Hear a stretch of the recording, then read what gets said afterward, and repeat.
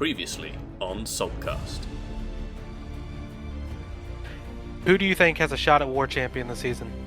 When Salty and GT40 match, that is, many people are saying that that one war is going to be the war that decides the season. Salty versus GT40. The Clash of the Titans. And PBT, always good to keep an eye on as well. New Nation, again, always a possibility. Turns out we were wrong. Well, I'm a salty boy.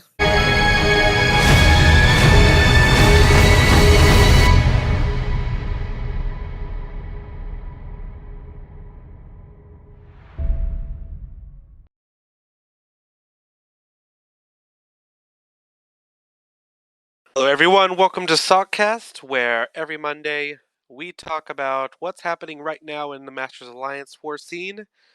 I am happy to be joined by MCOC Encyclopedia, and how are the Salty Boys feeling? Extra salty this week, blimey. Extra salty. Yeah, we had a rough go at it, didn't we?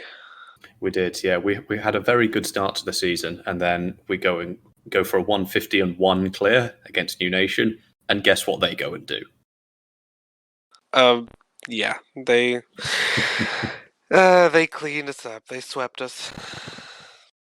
Yeah, fair play to them. Going 150-0, it just always stings that we're on the receiving end of it. Yeah, and this kind of stuff happens. Somebody wants to see, every season or every other season that you just don't. Every alliance has a certain range. Maybe they usually get 0 to 5 deaths, or maybe it's like 4 to 6, and it's in there. We faced a couple of alliances who hit their peak while we were kind of in a trough. So it is what it is. 4 deaths against PPT, fair play to them, but also we definitely could have done better. New Nation, 1 death clear is still very good, but they did what they had to do. Absolute credit to everyone in New Nation. Phenomenal clear. Yeah. Anything else going on at Salty this week? I think our chances are. I think we still have a shot at podium. Maybe a top 3, or at least fighting for it. Yeah, we'll probably have to go 10-2 overall if we want to hit that. 9-3 is probably a bit outside podium position. Of course, that entirely depends how everybody else does. And with the new matchmaking in play, it could be interesting to see whether that lack of rematches will affect the war score or not. Yeah, war champion for us is probably just out of the question. There would be too many circumstances that other people would have to help us get there. Like Noon would have to beat GT40, then lose to a non-competitor, and we'd have to beat LVT and GT40, and yeah, it is what it is. But people at Salty, we really love war. We're still going to do our best no matter what. And I think we could still have an attack bonus score that we're proud of. Yeah, absolutely. Our average deaths per war puts us easily within the top 5. It's just the way that the matchmaking and the rankings go. But it still shows we're strong, even if we are going to sit here rubbing salt into our own wounds about it. Yeah. I'm not going to stop with the salt puns. That's not going to happen. That's why I brought you. Well, we got a fun show planned here. Coming up later in the show, we've got a very special guest today named Fiasmalsa. He is an officer and, a kind of a co-leader in our alliance. Very exceptional player. You're going to want to hear what he has to say, and we're going to learn more about him, so stay tuned for that. Clip of the week also coming. We got featuring a fight in the Alliance War community that we thought was exceptional. So that's definitely one of my favorite parts of our show. Stay tuned for that. And Lou, how would you feel about getting us started off with some more news? Greetings. and welcome to the SALTcast, war news up to and including war number 4. GT40 continue to lead the way, going 4-0, as do PBT and Zine. Nefty, LVT, New Nation and SSX all have a very strong opening start as well, going 3-1. Salty next, SGA, 4Loki, PYCB and JA all starting 2-2. And XK9, TCN and DSVG going 1-3. There are a lot of alliances near the top, and I'm afraid we can't cover them all, but I will point out the highlighters. GT40 coming in at number 1 is a surprise to nobody. They've had a cracking start to the war season and picking up fewer than 10 deaths already. Very, very good. LVT have had an incredibly strong start, also only picking up fewer than 10 deaths, but they've gone 3-1 as they lost War 3 to GT40 on time only. It was a tie. Very, very strong start from them. New Nation also a very, very strong start from them, picking up a flawless victory versus Salty 0-1. PBT 4-0. I think a lot of people will be watching when they match GT40, currently first and second, to really see who will pick that one up. XK9 have been hit very, very hard. They finished last season, I believe, in 4th place, but now have slid down with some tough matchmaking into the first place of Plat 1. Let's see if they can really pull it back later on in the season. The interesting alliance to show up, currently sat in 3rd place, 4-0, is Zine. Nothing against any of their players, but we can see from some of the bonuses they've dropped, they aren't quite in the same league as some of the surrounding alliances. Will be interesting to see how they fare when they get some tough matchmaking. They started out in Plat 1 and appeared to have some slightly kinder wars. We'll be very curious to see how they fare going forward. Will that early push cost them in the long run, as now they might have to go up against some real challenges? Looking at some of the numbers and seeing what sticks out, New Nation had a very rocky start, dropping 6 bonuses in their first war, but wars 2, 3 and 4 they have gone 1, 1 and 0. It'll be interesting to see if they can keep up that streak, because if they can, they will be a force to be reckoned with, and possibly podium right there. Along a similar line, Nefty dropped 8 in their first war, but since then have always been less than 5. If they want to keep that podium position, they're going to have to at least keep it down below 5, and preferably push it even lower. Congratulations to GT40, LVT, and New Nation for being the only alliances to pick up a perfect clear in Wars 1, 2, and 4, respectively. Amazing, amazing achievement by them. So my top 2 wars to watch out for at the moment, GT40 versus PBT. That'll be very interesting to see, because they will both be pushing hard for that war. And also New Nation versus LVT. Very, very strong. We'll see what comes of it. Thus concludes our war summary. A big congratulations to anybody that's in Masters, whether we touched on you or not. As I said, there are lots of alliances to go through, but simply being in Masters or even upper Plat 1 is a big accomplishment, putting you in the top 50, 20, or even 10 alliances in the game. Definitely an interesting start to the season. Several alliances, maybe overperforming or underperforming. Of course, looks like GT40, they're still kind of the final boss of Alliance War, but LVT are really making a case for themselves. Yeah, LVT have really stepped up, going 3-1 in the first 4 wars of this season, and that one is only against, as you've just said, the final boss themselves, GT40, and they did in fact tie them on bonuses, losing only on time.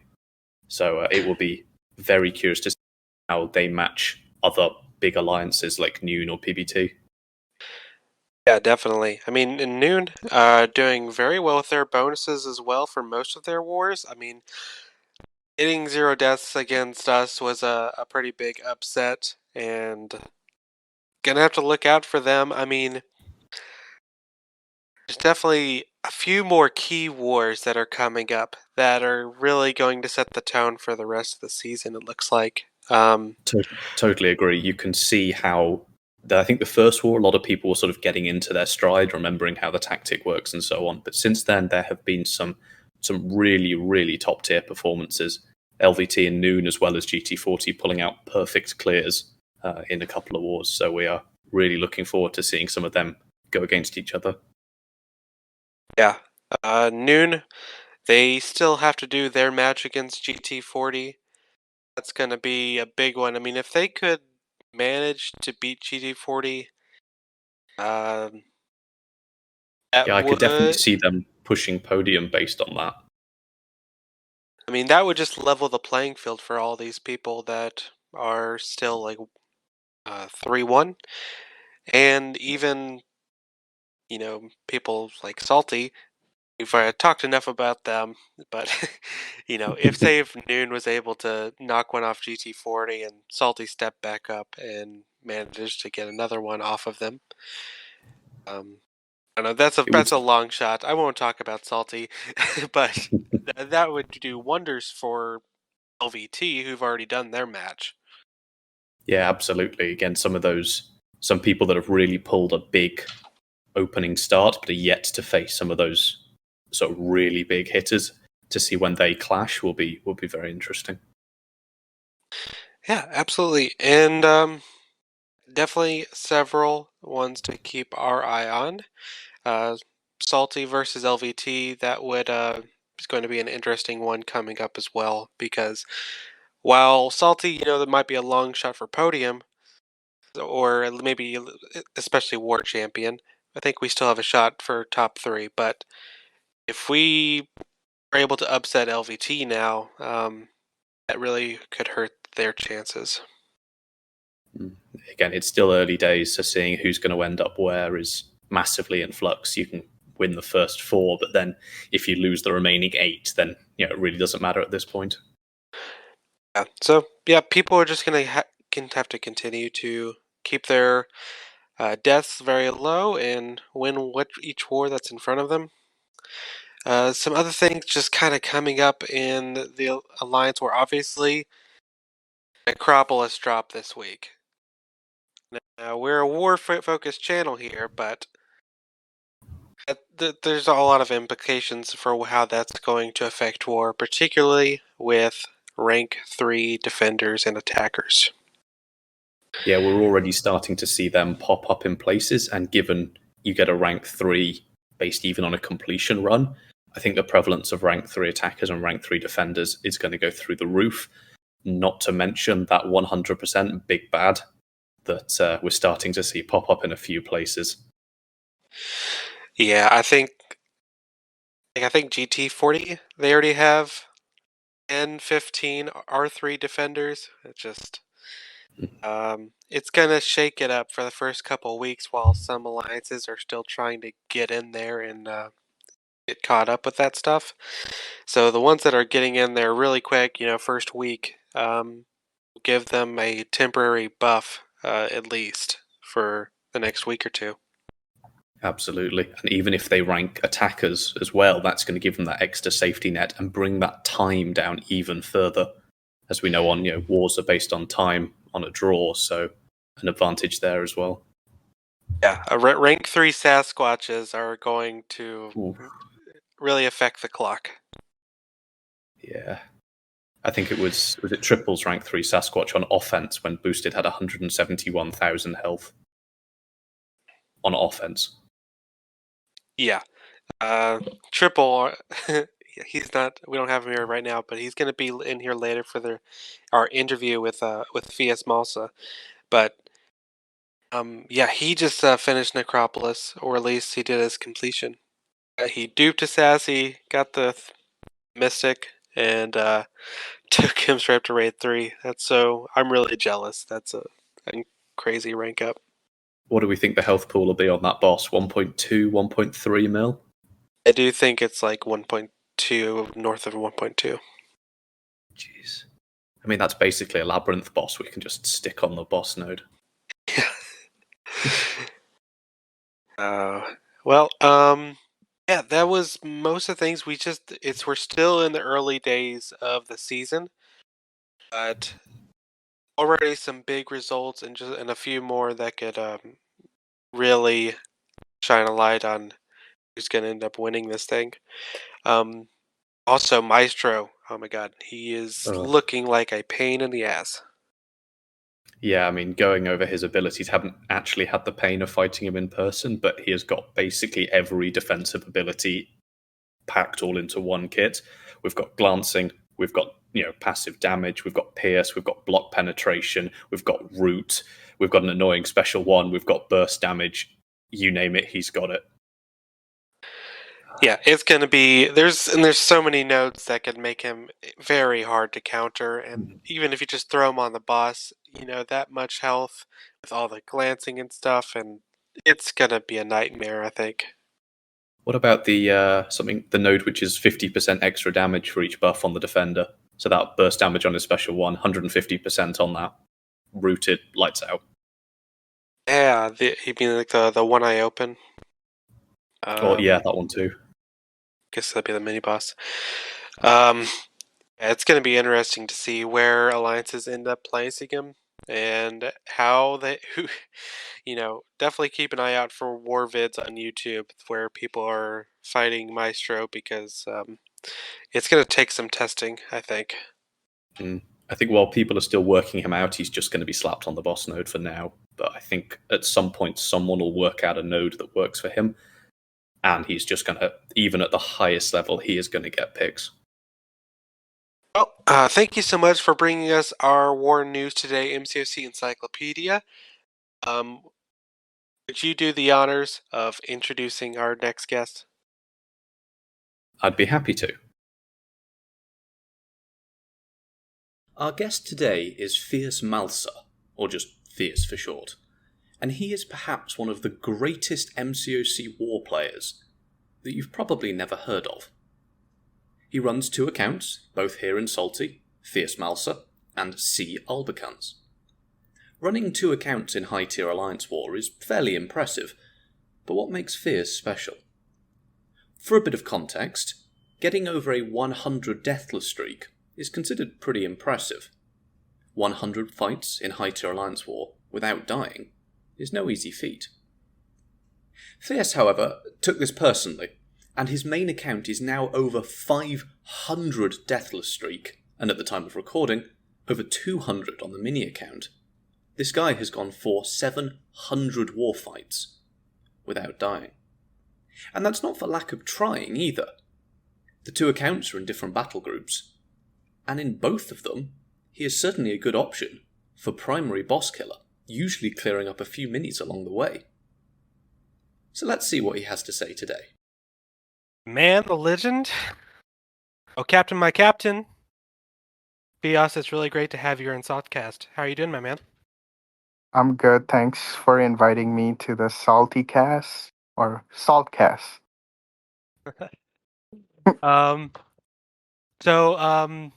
Yeah, like, how have things been lately? I know you're a busy guy, so thanks a lot for making time for us.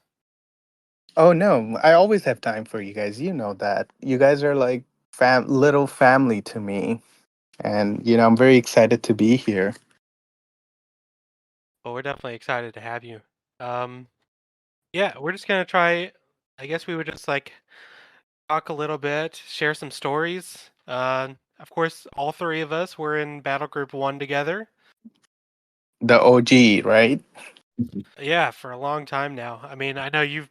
I don't even know how long you've been here, but and over a year for me. I think I've been in Salty for probably 2 years or maybe over 2 years now. Yeah, I think so. And initially I was in BG3 and then I had an accident, I think about like 9 months into playing in Salty where I broke my thumb and then I quit and then I started Albicans playing with one hand at the time. And yeah, and then when I came back I was in BG1 since. When did you become an officer after being in Salty for how long? Officer, I think I was offered officer like I would say 2 or 3 months in. At the time there was this guy named Peter. We used to call him Pete. He used to lead BG3, and as always, I was doing the Fias special of like 12, 13 fights in BG3. I think we were at the edge of like P1, P2 at that time, and I think we stayed there for quite a bit of time. I would say until like we ended up recruiting from GGIR, which led to a big drama at the time. God, that was horrible. But I think I would say when I joined the second time after I broke my thumb, I think that's when I became the officer. I would say that would be we're in 2023 now, right? That's right, almost 2024. So I think that would be I would say that would be 2018. Oh my gosh, I think 2018. Yeah. that's more than 2 years, brother. Oh yeah, actually that is. Yeah. Listen, COVID time doesn't really I feel know, I like know. anything. That's crazy. I had no idea that. I mean, that's like 5 years. If that's Yeah. accurate. Yeah, that's That's actually 5 years. Yeah, you're right. Because I started playing in 2017, the game. yeah. Yeah. So, yeah, it's been a lot of fun playing with you, man.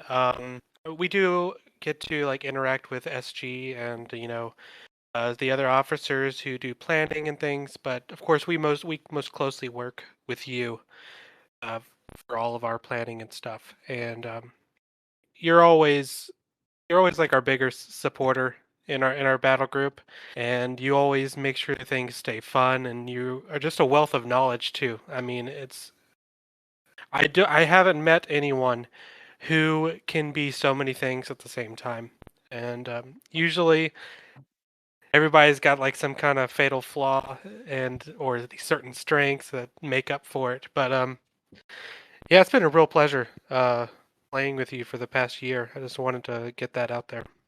Oh no, thanks to you guys. It's really because of you guys that I play the game nowadays.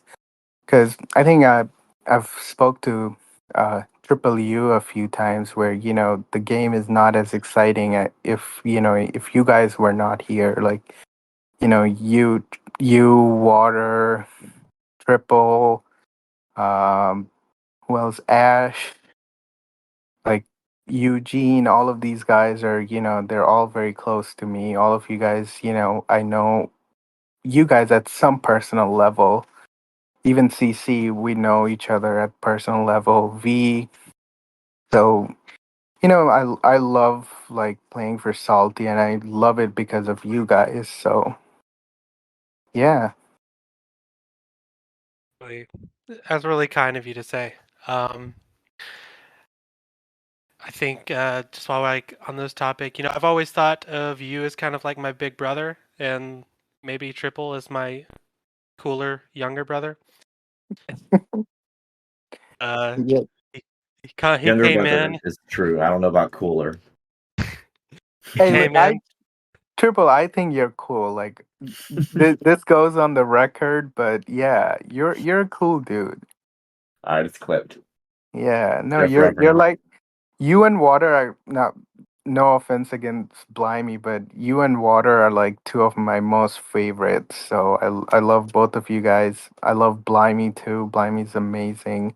He really got me into playing Tigra. By the way, it was Blimey, not Triple. So I'll put it out there. Is it because Blimey actually plays her well? Yeah. Yeah, that makes sense. All right, so I'm gonna timestamp that for our video. Cue cue the tiger meme. Um, Oh boy, Oh forgot about the boy. Tiger meme. Well, I mean, you're doing Yeah. graphics, right? So that's right. It's I going guess in. we know we'll see. So this was our tiger meme. I got to Salty first, a little bit before Triple. We were both fanatics about playing Tiger at the time. He came in, tried to steal all my Tiger fights.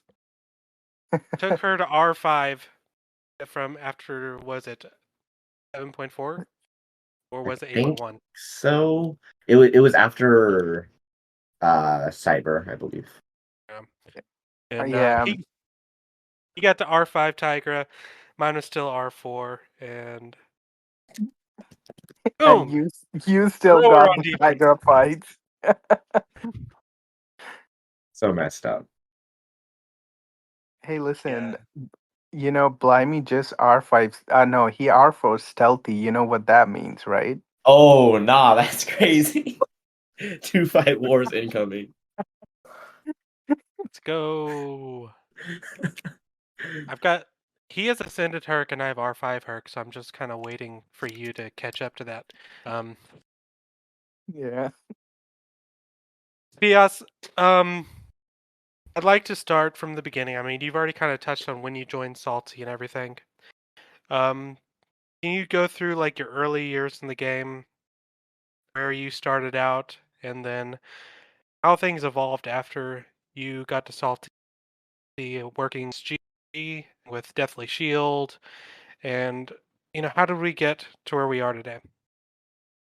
Yeah, so I think in 2017, well, I graduated from med school in December 2016, and then my dad kind of, told me that he's not gonna pay for anything at that time because he was paying for my rent and everything, and then January 1st, he said, no rent for you. So, yeah, figured it out. So I started doing Postmates right on January 1st. I was actually partying for New Year's at that time. I was like, oh, I gotta shake it off, get find a job. So started doing Postmates here in New York City, and in between like delivery or when I was waiting, I saw an ad. I think somewhere on like one of the games that I was playing at the time for Marvel Contest of Champions, and I downloaded it because I was a pretty big Marvel. I still am a very big Marvel fanatic. So I started playing the game and wasn't really understanding in the beginning. So everything was like kind of going kind of slow, very slow. Anyway, then I continued. I didn't understand anything. I joined some alliance and kind of let it go, and then kept playing some here and there. And then I ran into, I think how do you say it? Satan? I Ethan, don't know. Satan. legend. I the legend, yeah. Then I started watching his YouTube channel, and it got me really into the game after that. And then I started like, oh, like I gotta build up my roster. And I started understanding the game a little bit more, like how Alliance Quest works, how Alliance War works, and all those things in between. And it was, for anyone who's starting the game, like, without any kind of background knowledge, it's really hectic, even probably more hectic now than it was think back in 2017. But yeah, I started playing, and then I I was trying to always, go to the top. So I would look at AW, and I would look at the leaderboard, and I would try to look for like platinum alliances and whatnot. And at the time, my really favorite character was I think I ended up really liking Captain Marvel movie. So, like, I used to basically bring her and Torch to war for like literally every single war, and I would just rip through the map. And I think I ended up joining a G2 alliance sometime, would be, I think this would be 2018, I think, at the time. So I joined an alliance, and then I started realizing that you can pay to you can actually pay to upgrade your account, and that was, I think, probably the worst thing ever. That's when Uh, everything changed. yeah, so I think it was 2018 Cyber Weekend that like everything changed for me. I was able to save some money. At the time, I was a resident, so I wasn't making much money. So I saved some money to get like the Cyber Weekend deals, and yeah, and then started. I think I was Safer's 92 in the beginning, which is like, my first name and my date of birth, basically. And then change it to Fiasmalsa, which is really my name spelled backwards. I didn't catch that. Nice. Okay. Yeah. Yeah, no, and that's what happened. And then I think 2018 sometime. Actually, no, then that actually changes thing because now I know what happened. Yeah, 2019 is when I joined Salty. And then end of 2019, I broke my thumb, took off for some time, and then COVID happened and all those interesting things. Yeah, I think that was the timeline. And then that's when also Albican started as well. Was I think 2018. I would say probably no, 2019 September or something around that time. And that's when I also became an officer um at Salty. I think I joined during the winter and then became an officer, I think, in October of 2019. Yeah, and so Eshi and I always had a very, very strong connection, especially, when I was trying to make the jump from G2 and 3 to Platinum, Eshi and I were, really exchanging a lot of messages in the DM about the game, about the counters. And, that's how we basically started bonding in the beginning. And then, we had a lot of personal stuff too that we kind of bonded over. And, eventually, Eshi and I were kind of, well, Eshi was mainly leading it, and, since the very beginning. All started kind of changing a little bit when I mentioned about the GGR recruitment. So we ended up recruiting Deathly Shield and the infamous Groka. So Deathly and Groka, they both came together. Groka had, I think, two accounts at the time. He joined us, and I think with him is we basically made that jump from P2 to I think it was really top 10 or top 5 P1. And then literally that season after that I came back, and then we finished masters, I think, for the first time, I think around sometime around there. And then we ended up you know Deathly was leading the battle group in GGIR when he was there. And the game was kind of very inconvenient for him because war used to generally start at 1 or 2 a.m. at his time. So, it was very inconvenient. So he wanted to take break off planning. But Deathly was like built different. He always wanted to lead. He always wanted to, have his own battle group. So so, you know, because there's two leaders now, and me. I'm not a leader. I was just there. So Eshi and Deathly, they were generally very fond of each other. Respected each other really well. But as the competition started growing, now that we're in masters and we're trying to be consistently masters, Deathly started to, use his leadership and his knowledge of the game. And that's how we eventually ended up dividing Salty into, basically kind of like in the group. So I took over BG1. Um, uh, Deathly took over BG2, and then SG took over BG3, which is kind of lately, in the beginning of, I think, this year or maybe last year. I don't remember exact timeline. Yeah. So then we started three BGs, and we started dividing. We kind of considered the three of us kind of like the founding father and mother of Salty Alliance, because without me taking so many fights, we wouldn't make it to Masters in the beginning. And then without Deathly, we wouldn't have, the recruits that we had. So like, like I think he recruited basically everyone who's currently in the alliance. Water, Triple U, Blimey, Eugene, literally everyone that is currently in the alliance came through somehow with Deathly's reference or, Deathly poaching somebody.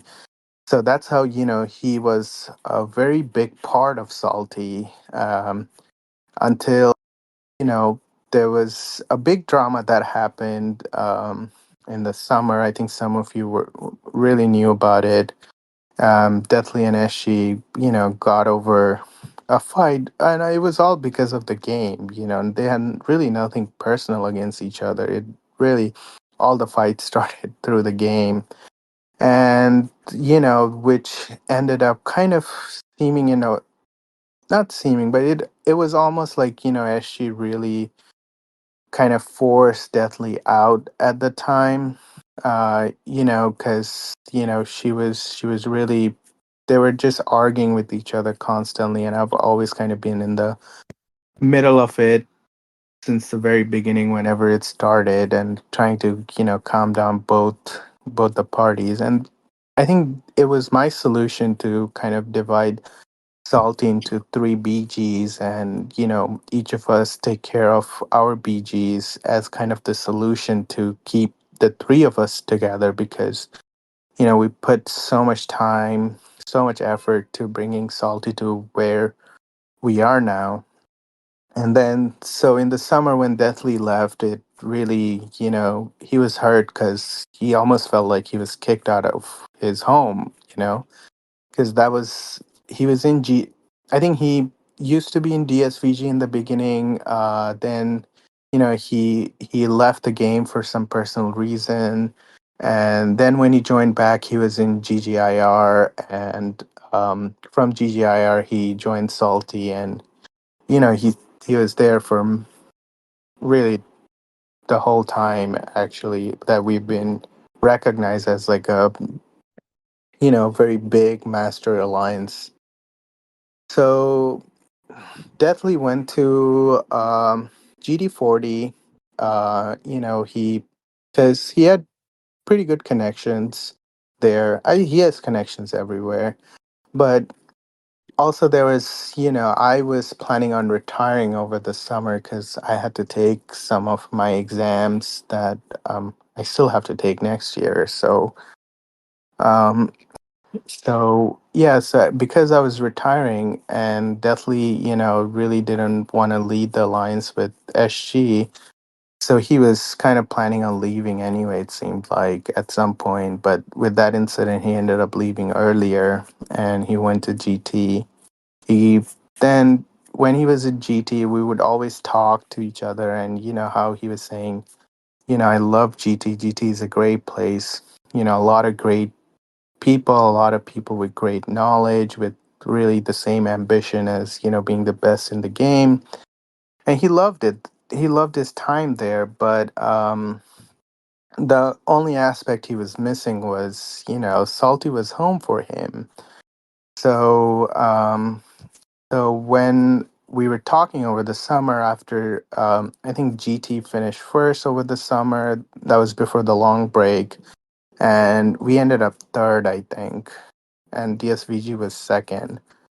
After that, during that summer, I was talking to him. I was like, hey, what about, you come back and you take, you can take BG2 maybe, and you can lead it again and see how things goes. But I think, obviously there's a lot more to the story that we already know about currently. But Deathly came back that, basically in the condition that was that, I would become the leader of Salty, because he did not want to be led by SG because of their fight over the summer.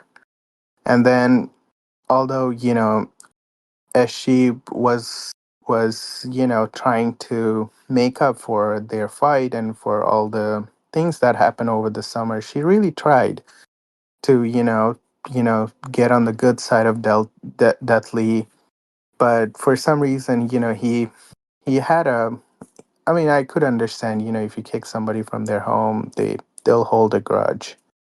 So yeah, he always held a grudge against her, and it was basically, this is probably not a lot of people know, but the condition was that, SG won't meddle into BG2 at all. Like, Deathly will have full autonomy, no comments from SG and BG2. That's kind of how we led um, the led Salty after the summer. So there's quite a bit of tension in the officer chat all the time. And then, you know, things started kind of, the competition started growing more and more because now, all of a sudden Salty went from just being a master alliance into being really a podium alliance now. Because, because of the way all of us are playing. And that's how we ended up getting the war champ that time, when was it? I think it was the season that ended in September, I 43. think.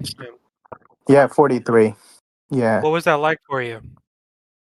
Oh, I think that was probably the biggest moment of like playing, because I really wanted War Champ. Like, that was kind of like the goal, the ultimate goal. And I don't know who I was talking to, and I was like, man, GD40 is so good. I don't know if there's any alliance that can beat GD40 to get War Champ. And oh yeah, I think it was probably I was speaking. We had a separate chat with just Deathly, SG, and I. We are talking there, and we literally said, we have no idea. I really want War Champ, and but I wanted War Champ with Salty because there's always been rumors about like me joining GT. I was considering joining GT when I was gonna retire for my exams, but obviously things went different ways at the time, and kind of stayed back at Salty. But but yeah, I think that was probably my ultimate goal. After which, not gonna lie, the game kind of feels like I've achieved everything I wanted from this game. Yeah, I can and then understand that. I will yeah, say you're not playing like you achieved everything in this game. That's for really, sure. You yeah. are playing like you just want to get a trillion deathless fights in a row. Yeah, no, I not gonna lie. I was so bummed when I died in Albicans. Literally the first fight of Albicans this season. I was really devastated. I just didn't want to play for. I didn't play for, I think, like good 6-7 hours because I was really so upset. And I died to a Chavez with Kitty. That's like the easiest Kitty fight ever.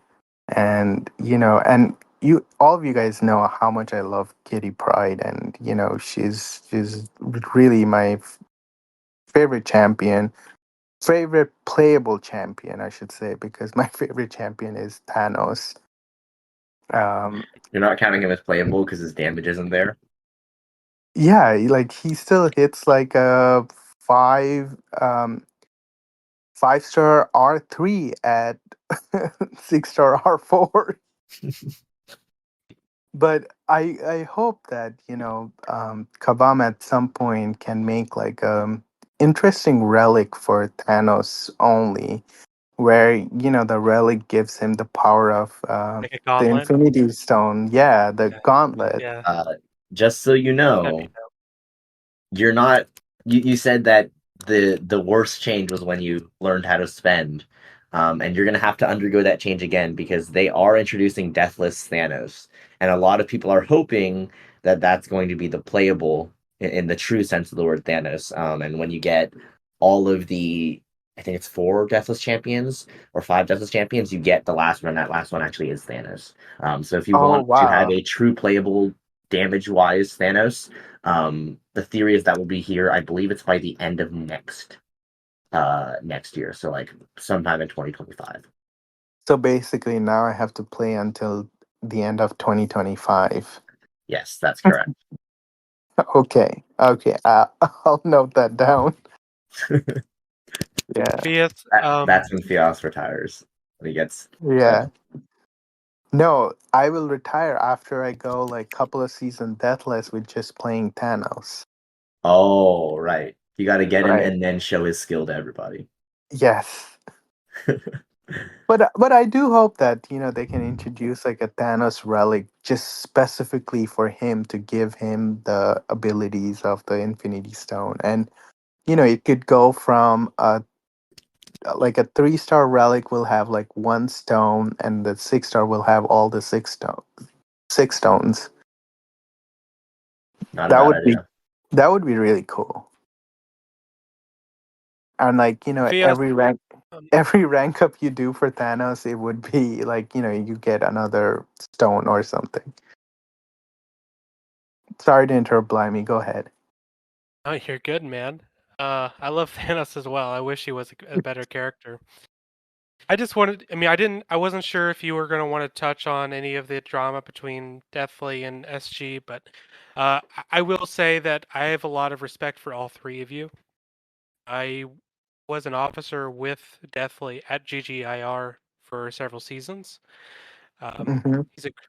He's a great guy. I mean, I know that stuff happened with him and SG, but um, all of his connections and talking to him, he's a very intelligent guy too. He knows what he's doing. I hope he comes back to the game and finds a home that he's happy to play with. And I think all three of you had unique qualities that made this alliance better.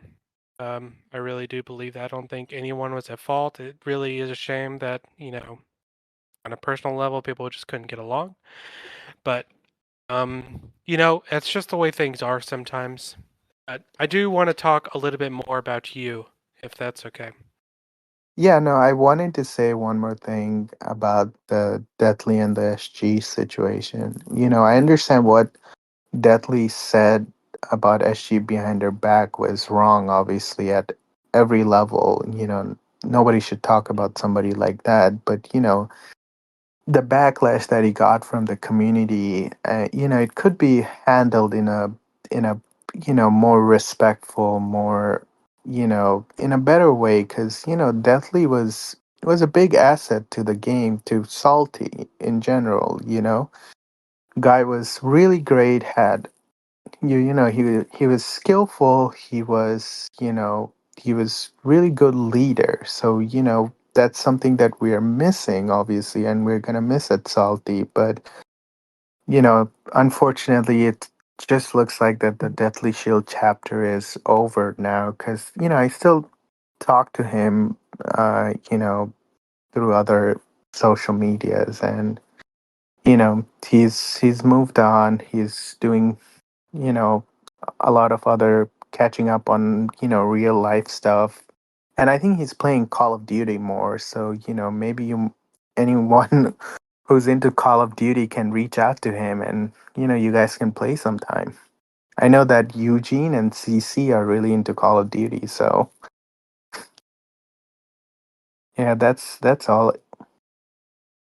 So, Fios, there are a couple aspects of the game. You have content, and then, of course, Everest content, which is arguably not even in the same category. You have AQ and Battlegrounds, and you have War. And I think it's fair to say that in War, you are at the top, if not just a rung under it, but I'd probably put you at the top. Um, how do you approach War in such a way that allows you to be so consistent, taking so many fights, and so consistent across seasons as well? So it really comes down to, uh, having a very in-depth knowledge of, game, skill, nodes, and the defenders that you're facing. So, most of the time that, when I prepare for war, I spend probably about, I would say about 30 minutes when I do my whole planning. In between, I'm dueling the fights that I'm gonna take, and it really comes out to be over about half an hour of just dueling all the fights that I'm gonna take. And I have almost all of the 6 stars, so it's pretty easy for me to duel now. And yeah, that's how I really kind of practice, and then when I go into war, no mistakes. All the mistakes happened in duel and in off season too. And I think I have to say this because, there are certain skills that I definitely didn't have until like lately. You know, some of the things was, like I used to take a lot of Tiger fight and Kitty fight. Kitty fight, I know how to do it. Tiger fight, I really used to watch Blimey and you, Triple, to kind of learn the spacing of the heavies and how to use the miss and all these other things to really, do my Tiger fights. And the same thing goes for learning sidestep, because I had no idea what sidestep was until Triple you started talking about it. I had no idea. And after that, after I learned sidestep, oh my god, a lot of fights were so much easier. Like, Killmonger is like easy now. Like I can literally do that fight in my sleep. Photon with Herc is easy now because I can literally sidestep her all day for openings, you know? And I think Yeah. that makes a huge difference in playing at the level that, we are playing, because you have to know how to sidestep, because it we can obviously, bait heavies and bait out SPs to get openings, but it's not possible all the time. And once I started learning, certain skill, it makes the fight very easy now. And it's also so hard to die with Herc. Like, not gonna lie, like this Hercules is just broken. And the same thing with Kitty is, if you can Kitty cycle the SP3, dude, like you're never gonna die. You have like infinite indestructible. Well, first off, I'll very, find a way. very humble answer. And I mean, I think one thing that might go unnoticed is that when you ask someone how they are so consistent, how they're so good, like the level of preparation that goes into it, and that is planning, that is dueling 100%. That's invaluable. But one thing that I think might go unmissed or might go unnoticed is that, like Fias said, "Oh, I learned all these things and I want to do these things." And 100% you can solo a fight not knowing how to sidestep. Heck, you can probably solo a fight not knowing how to intercept. But if you learn Yeah. these things, it enables that margin of error to grow. And anytime you've had the chance to give yourself a little bit more room for error in one way or another, you've taken it, which I think is amazing. Side note, that impossible to die with Herc thing hurts my feelings because of 2 wars ago, but maybe when you play Herc, it's impossible to Maybe, I guess. Yeah, Yeah, but quick. Hercules, like I think when he first came out in the game was it 2019 or 2020 he came out? I think it was 2020 or maybe even Oh yeah. 2021. Yeah. Yeah, I started Oh playing yeah. that game in It 2020, was it so it must was have been so I think he was the Summoner Choice 2020. Uh, it was, I think it was voted in 2020, and then he came out because he came out in on July 15th of 2021. I searched that Oh, up. I okay. didn't memorize that. I want to be clear. Oh, Um, okay, yeah. Okay, yeah. So when he was first released, I can't even tell you like how much I spent to get Hercules as a 6 star. And when his feature calf dropped, I think I my credit cards were hurting, like really hurting. And I was about to really give up. I think I probably must have opened closer to like four, maybe 500 crystals at the time to get Hercules, because he's also one of my really favorite Marvel characters. And it was literally, I think, might have been the 500 crystal. Actually, yeah, it was the 500 crystal that gave me Hercules. You hear that, And ladies then and gentlemen? Persistence does pay off. Sorry, go on. yeah, Get another credit so card. yeah, so that's how I ended up getting Hercules. And after that, oh my God, after that war was really different. Really, really different after that, because I would just like herc through everything. I don't think there was a single champ that I didn't herc. I think I herc So Mojo. I herc Mojo. I herc Longshot, Doom, like Wong.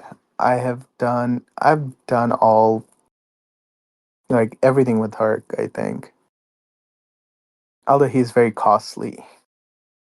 So, C. Albicans finally dropped one a few wars ago. What was his? How many deathless fights did you have in a row with him exactly? Do you know? So with Albicans, I think I ended last season at, I think, 207 or 213. I can get that stat. I can find it. You Uh, ended it with 222. oh, 222, yeah. So yeah, that was your final streak. That was I think at that point, I think combined deathless, I was like probably over 700, because I finished in BG1 with Fias at 507, if if I remember correctly. I just So want to yeah. emphasize how incredible that number is. There's Yeah. only two or three people who have been able. I don't even know. Triple, do you There's know how one many people? person, and that person did it twice, but that's it. There's only one person who's ever done that. Or actually, one person did it once, and then he came close the second time, and that's IP from GT40. But yeah, that's it. Oh yeah, and IP is definitely an inspiration, because he also plays so well. Like, you gotta give it to the guy. I think I always, whenever I heard of his streak, I used to say maybe one day I'll try to get it. I'll try to get it there. And you know, funny thing about deathless, talking about deathless streaks, right? Um, up until, I would say, about 5 or 6 seasons ago, I actually never had a deathless season, and I've been playing the game at, at masters level for, like, at that time now, probably year and a half, 2 years, and I would always die somehow or the other. So, and I think really the big difference that made me go deathless was I would probably give it really a big thanks to SG and Deathly, because they would review my plans, and when they were reviewing the plans, they were finding out those little faults that would end up costing me a death or two every season before that. And I think those review process really helped me, you know be deathless. Well, I think it's an incredible achievement, and I think you don't give yourself enough credit. You're really a great player, and you're humble as crap. I don't know how you do it, but um, I'm just glad you're on our team. No, I am glad that you guys are on my team, because without you guys I wouldn't be playing, so there would be no streak without you guys. I've got a question for you. Go ahead. Are you the best war player in the world? No, I don't think so. At least not yet. Obviously, I have so much room to grow. There's really, to be, I guess, to be a best war player, you would have to be able to play all the champions that are relevant to war, right? And, while I mainly focus on, 5 or 6, champions that I most frequently use at war, I still can play Massacre. Triple saw me the other day play, and he was like, "Yeah, pass." Uh, I c- I can stealthy, but I'm not good at it. Not at least to the level that Triple plays. Not good with like Kate Bishop.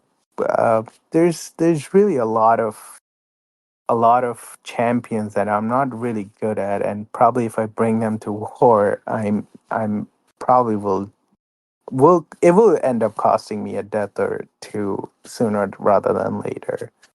But if I stick to playing the champions that I play, which really happens because I'm planning, so it gives me an advantage over let's say someone else who has a streak going based on someone else's planning. Because when you plan, you can literally plan fights that you're going to take, and you're going to solo, so the chances of you dying is less compared to like you someone else planning for you because they don't know all the champions that you're good at or all the fights that you can take. So yeah, to answer your question, yeah, I'm not the best war player. I think you're definitely up there. I think you're definitely in the discussion. And I think that the other things that you bring to the alliance increases your value tenfold. Um, you're a great player. You know how to see people's strengths, and you're a good teacher too. I mean, I've asked you for so much advice on before I go into a fight. I was like, "Hey, man, I don't know how to do this fight. What do I need to do?" And you've always Yeah. walked me through it.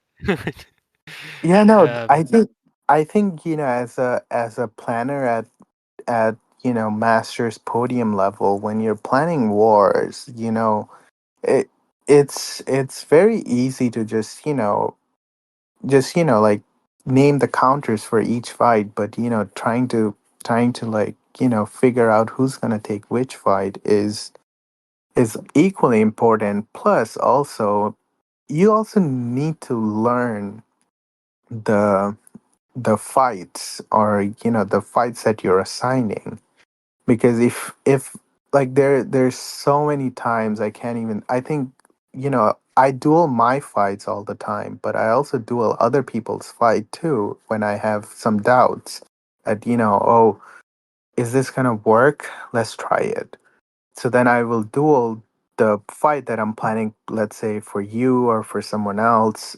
I will duel that fight myself to see if this is good or not, because otherwise it's going to end up costing us a death or so. So it's very important to at least have a basic knowledge and how to play a champion when you're planning at this highest level of the game. you have any other advice for people out there who are wanting to improve? And you came to Salty mid, they were probably mid platinum. There's a lot of alliances out there that they want to build up the same way. Um, what would your advice be to them? I think it would be like I always kind of thought, told myself this, that there is definitely points in the game in my MCOC history where I could have joined another alliance to achieve what I wanted to achieve, which was war champion, really. And instead I really invested more time in the alliance, more time on my skill, more time on coaching others, and on top of all of those things, one thing is really important is getting a good group of players, because you can achieve a lot of things individually, but if you don't have the support, you cannot do that. You cannot be the best until you are part of the best, right? Which is basically all of you guys. And I think, anyone who's trying to get up to masters from platinum or even lower, the really thing is, playing the game consistently and, doing well in war. There's another aspect of the game that we all know about is the whale part of the game, but that's part of the game in a way, because the game needs money to last. If the game doesn't get money, the game would stop, basically, which has happened to a lot of games that I've seen in the last like 5 years or so that shut down. And e- even that, considering that, there's a lot of free to play players out there that that can get to the level, like, look at water, for example. Water water probably has the smallest account in masters, and still he's there. He's been war champion, he's been in podium, he's always been in master alliances. So, roster doesn't limit you from playing in alliance war, as long as you're skillful, and you can only be skillful if you have good knowledge of the game and if you practice. Really, this is a hand and eye coordination game, and you really need to get that down to be the best in the game and to compete at the highest level. So I think, practice and get a good group of people around you, and you'll be the best. I'm glad you brought up water. We've got a special fight featured from him.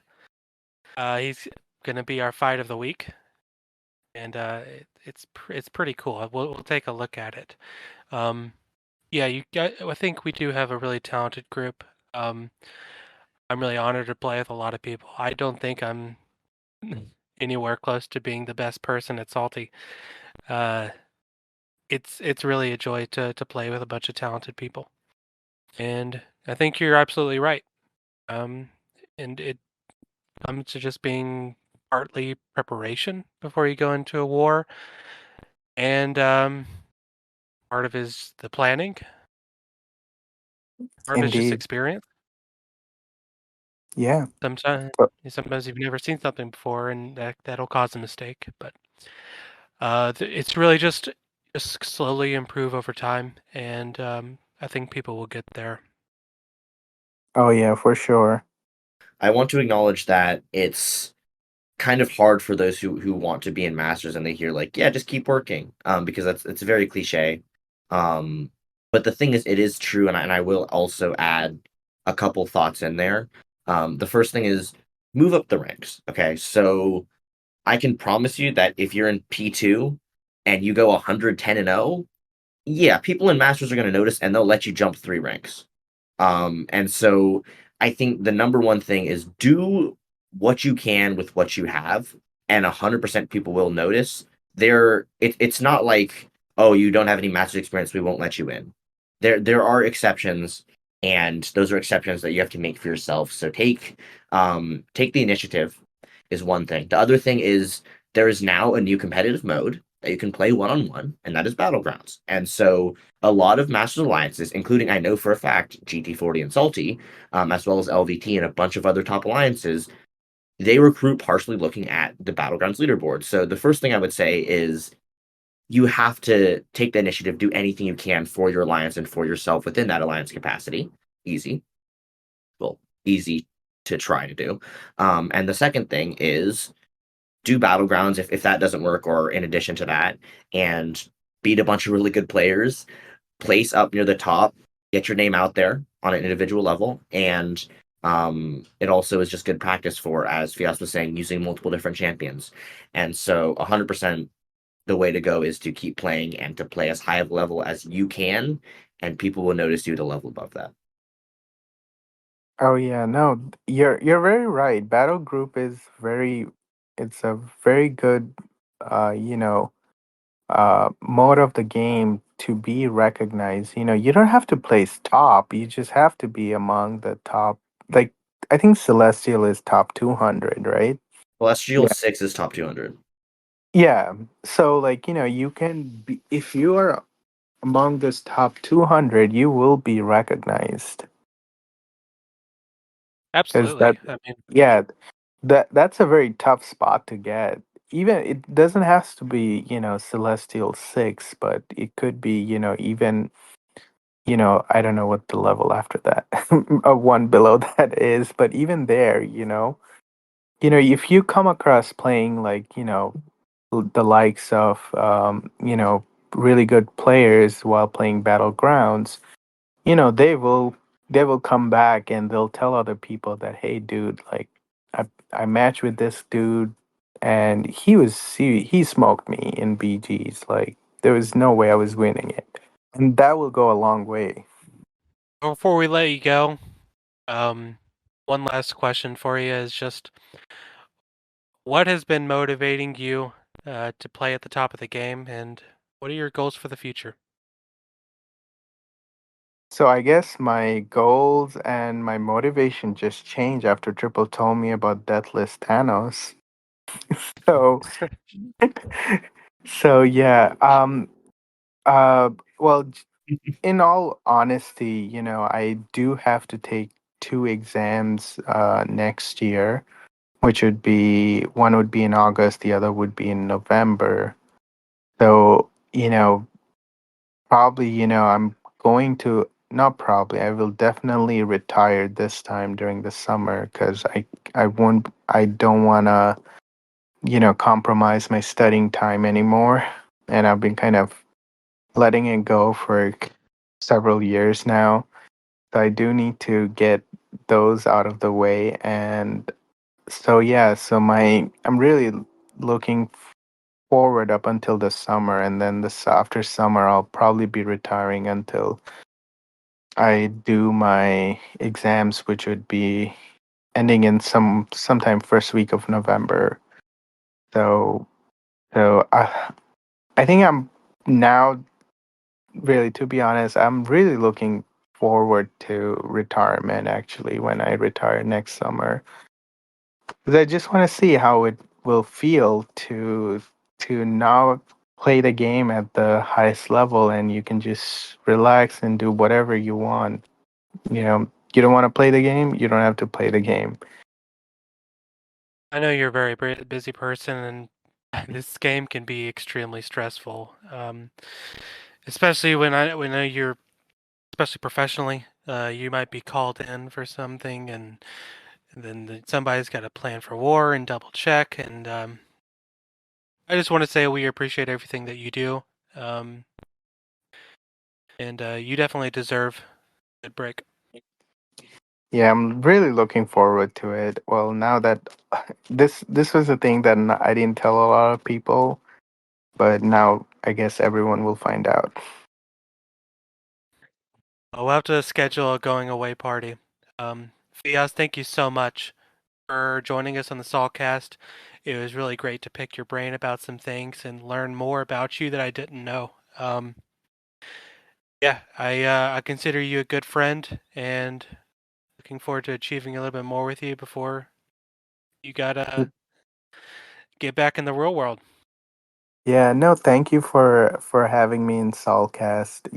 You even though you say I'm your elder brother, I don't think I'm older than you are. Um and you know, and I love all of you guys. It's because of you guys that I really play the game. To be honest, if like, you know, really some of you will retire or leave the game, I probably would do the same.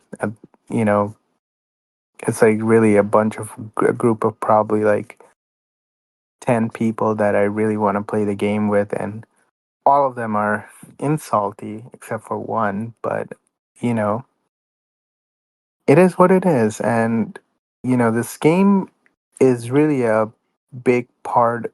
It's not just a game, you become a part of a community, a small family, and which is what really keeps me going in this game. And I appreciate all of you guys, and we'll see you out there in some Alliance War and some of the other chats that we have. Thank you so much, guys. Thank you. We're going to go over to MCOC Encyclopedia, who's going to give us this fight of the week from Water. Our clip of the week this week comes from Water, and he is taking Node 38 Ebb and Flow Knockdown right back at it Sasquatch with his rank 5 Ascended Kitty Pride.